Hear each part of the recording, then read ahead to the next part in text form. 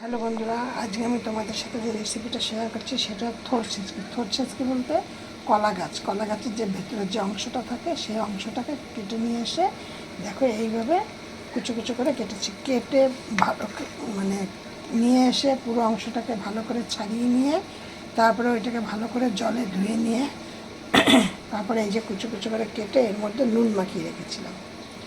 একদম ঘরোয়া পদ্ধতি এইটা, কোনো রকম কোনো মশলা ফসলা কিচ্ছু না।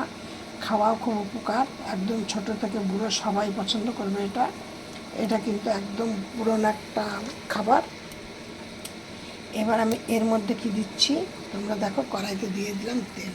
আমি তোমাদের সাথে প্রত্যেকটা ভিডিওতে বলি যে আমি কম তেলে রান্না করি, তার তেলটা দেখো অনেকটাই কম দিয়েছি। এবার এর মধ্যে দিয়ে দিলাম শুকনো লঙ্কা, ঠিক আছে।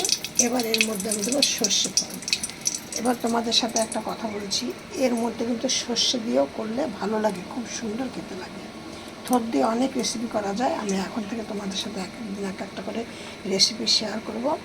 সর্ষে দিয়ে করলেও খুব ভালো লাগে, কিন্তু আমি সর্ষে দিয়ে করবো না এখন। খুব আজকে বিশাল রৌদ্রের তাপ, এই রৌদ্রের তাপে আমি একদম সর্ষে ফর্ষে দিয়ে করবো না।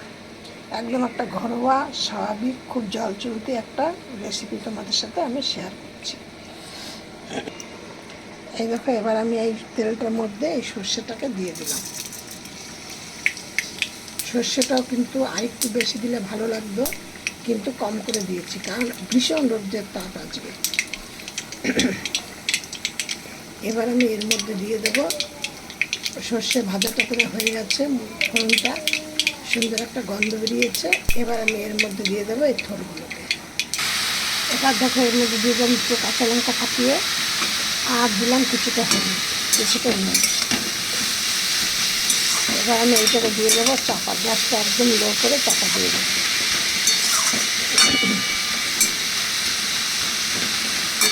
এবার চিনি কেটে দেবো, সেটা একটু পরে দেবো, কারণ তা না হলে চিনিটা নিচে লেগে যাবে।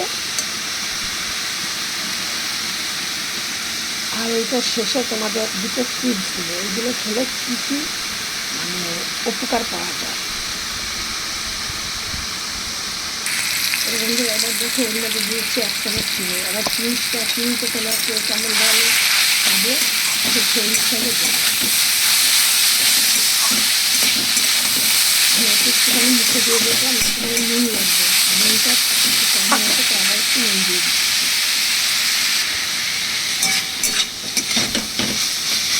একদম খুব অল্প সময়ের মধ্যে তোমরা এই রেসিপিটা করে দেখবে, খুব সুন্দর দারুণ খেতে।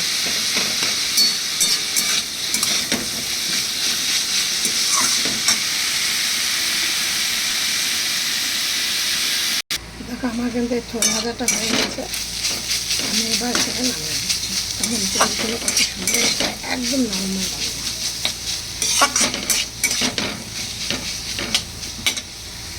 এবার এটা তোমরা গরম গরম ভাতে পরিবেশন করো। আর আমার এই রেসিপিটি দেখে তোমাদের কেমন লাগলো খেতে একটা কমেন্ট করে জানিও।